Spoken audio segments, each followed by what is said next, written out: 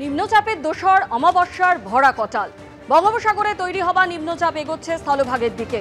দক্ষিণ চব্বিশ পরগনা জেলায় আজ ভারী থেকে অতি ভারী বৃষ্টির পূর্বাভাস জারি হয়েছে। হলুদ সতর্কতা। ঘন্টায় 40 থেকে 50 কিলোমিটার বেগে ঝোড়ো হাওয়া বইতে পারে। আজ থেকে মৎস্যজীবীদের নদী সমুদ্রে নামতে নিষেধ করা হয়েছে। বিডিও অফিসে শুকনো খাবার, পানীয় জল, তারপলিন মজুত রাখা হয়েছে।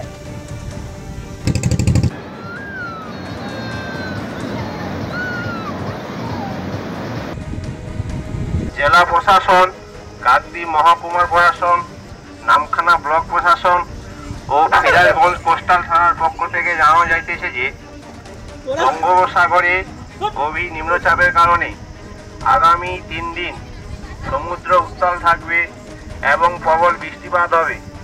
সমুদ্রের পর্যটকদের জানানো যাইতেছে যে আপনারা দক্ষিণ চব্বিশ পরগনা জেলায় আজ ভারী থেকে অতি ভারী বৃষ্টির পূর্বাভাস জারি হয়েছে। হলুদ সতর্কতা এবং সেই জায়গা থেকে কিন্তু সতর্ক করা হচ্ছে উপকূলবর্তী এলাকার মানুষকে। তাদের সতর্ক থাকতে বলা হচ্ছে।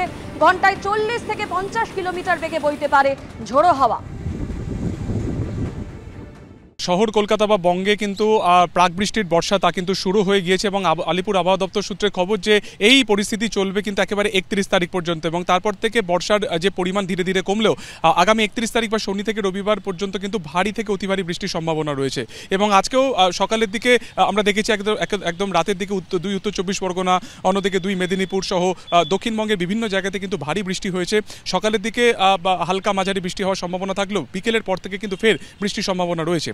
অন্যদিকে একেবারে বঙ্গোপসাগর যা উড়িষ্যা উপকূলের কাছে রয়েছে সেখানে যে নিম্নচাপ ইতিমধ্যে রয়েছে সেটা আগামী 24 ঘন্টার মধ্যে কিন্তু সুস্পষ্ট নিম্নচাপে পরিণত হবে এবং তার জেরে কিন্তু ভারী থেকে অতি ভারী বৃষ্টির সম্ভাবনা রয়েছে। এবং সেই কারণে আলিপুর আবহাওয়া দপ্তর বা অন্য জায়গা থেকে কিন্তু মৎস্যজীবী যারা রয়েছেন তাদেরকে একেবারে মাঝ সমুদ্রে যেতে বারণ করা হয়েছে। অন্যদিকে উত্তরবঙ্গে আগামী 2 দিনের মধ্যে বর্ষা ঢোকার কথা রয়েছে এবং তার জেরেও কিন্তু পার্বত্য এলাকাতে ধসের সম্ভাবনা রয়েছে। এবং তুমি দেখতে পাচ্ছ এই মুহূর্তে সরাসরি যে ছবি, আকাশে কিন্তু ইতিমধ্যে মেঘ দেখা গেছে এবং সকাল থেকেও কিন্তু ভারী থেকে অতি ভারী বৃষ্টির একটা সম্ভাবনা এবং ইতিমধ্যে কিন্তু 2-1 পশলা বৃষ্টি ইতিমধ্যে হয়েছে এবং যা চলবে একেবারে শনি এবং রবিবার পর্যন্ত।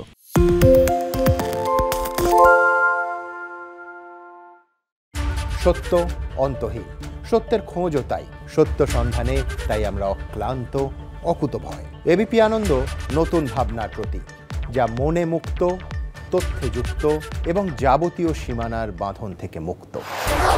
সীমা না শব্দটির মধ্যে লুকিয়ে আছে মানা শব্দটি, যেন চোখ রাঙানি এক অদৃশ্য বেড়াজাল যা আটকে রাখে আমাদের এক ছোট্ট গণ্ডির মধ্যে।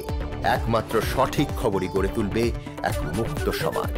সেই জগৎ গড়ার লক্ষ্যে কোনো সীমানার ঠুকুটি আমরা মানব না।